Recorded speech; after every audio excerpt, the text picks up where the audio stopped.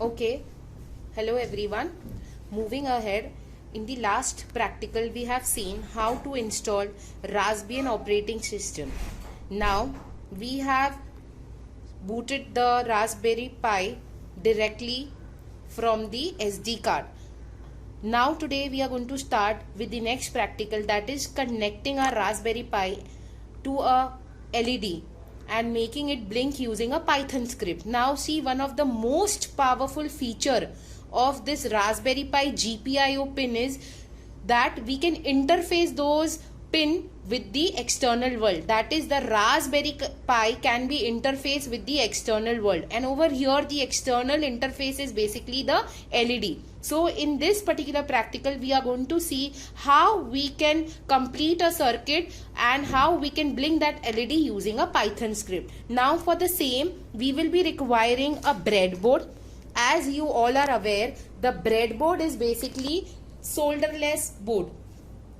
So the first step in this project is to design a simple LED circuit, and for the same we will require this LED. As you can see, the LED has a long terminal and a short terminal. You can also call it as a longer lead and a shorter lead. Do remember students, this LED ka longer terminal or the longer lead is the positive part, and the shorter terminal or the short lead is the negative part. So this is one of the most important part for you to remember. Then we will be using this resistor. Now with the help of this resistor, what we are going to do is we are going to limit the current. Now see, without the resistor the LED would run at too high voltage, and you know this can result more current being transferred or more current being drawn, which in turn would instantly burn our LED. Not only our LED, it could likely burn the GPIO pin. So it is very important in this practical, with the LED you will have to use this resistor. Now over here I am using 100 ohm resistor. The breadboard.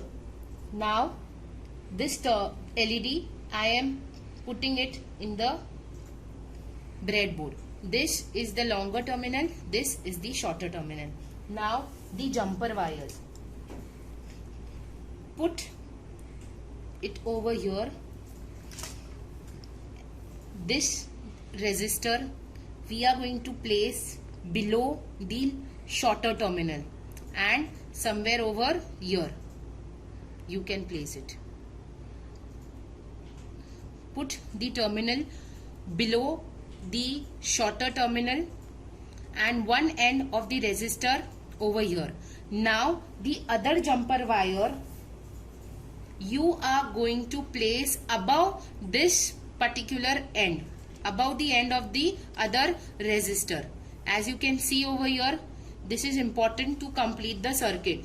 One part of the jumper wire was below the longer terminal, the other part, that is the shorter terminal, will have the resistor, one end of the resistor, and the other jumper wire above the end of the other resistor. Now these two wires we are going to connect, or we are going to interface them with the Raspberry Pi pin.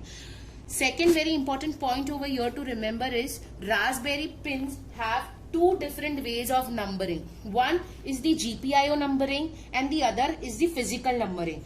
We are generally going to use the physical numbering, that is we count the pin as 1, 2, 3, 4 and so on.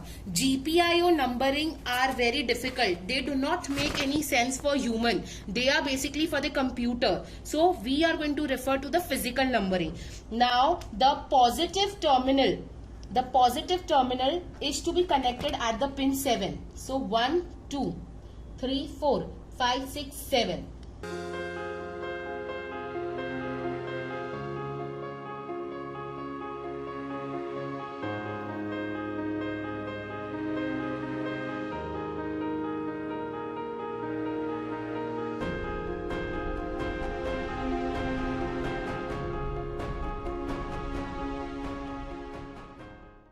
The positive terminal is connected to the pin 7, and to complete the connection we have to connect the other jumper wire at pin number 9. Now pin number 9 is basically for ground. As soon as we complete this, you can see the LED glows. This means that we had done the circuit connection perfectly. Now to control this LED, what we are going to do is we are going to use the Python programming. Now how to do programming in Raspberry Pi is we can have many programming interfaces, and one such interface is Python. So from here, from the menu, you can go to programming and you can have this Thorny Python IDE. This Thorny Python IDE is basically the integrated development environment for Python. Now clicking on that particular option will open the IDE. As you can see over here, you can load the code, you can write the code, you can write the Python code, and you can do the programming. Also, if you want the Python IDE specifically, so what we can do is we can go to the terminal, which is this particular symbol. From here, we may write the code, that is sudo apt-get install IDLE3. Now sudo is basically the command which we precede before any command we run in this Raspberry Pi. Why? Because sudo is basically super user do. This command basically gives or grant the administrative privilege. So sudo apt-get install and IDLE, because you can see over here when we click on the interfaces, we cannot see the Python interface. So if you want the Python IDLE, you can install with this particular command. Enter. As soon as we press enter, the package will get loaded to our system. Do you want to continue? Yes.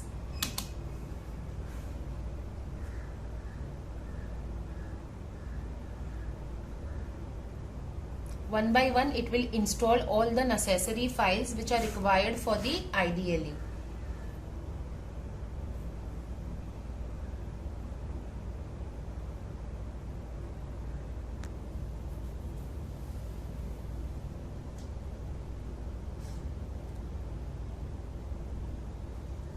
Okay, once this is complete, we can go and check. Can you see over here Python 3 IDLE has been installed. Now normal programming which you were able to do in Python can also be done over here. I have this Python code with me.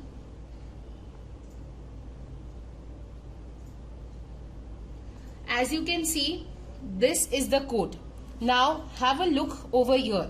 What we are going to do is we are going to control this particular LED with the Python script. As you can see over here, we have imported the module rpi.gpio. Now students, this rpi.gpio is the module which is required for interfacing the Raspberry Pi. So we have imported this particular module. Then we have also used the module time. Basically we are going to on, and after certain time we are going to put the LED off. We are going to turn it off. So we are going to import the module time. Now see, as soon as I run over here, you can see the LED is getting on and off. Also you can see on the terminal the output. Now this particular output is going to run for 10 times. Can you see over here? The range is 10. You can even run it infinitely. Can you see program has been completed? So you know, this is basically you can play with this program. Very important point in this program is this number. Can you see over here? This number 7 basically depicts the number, physical numbering of the Raspberry Pi.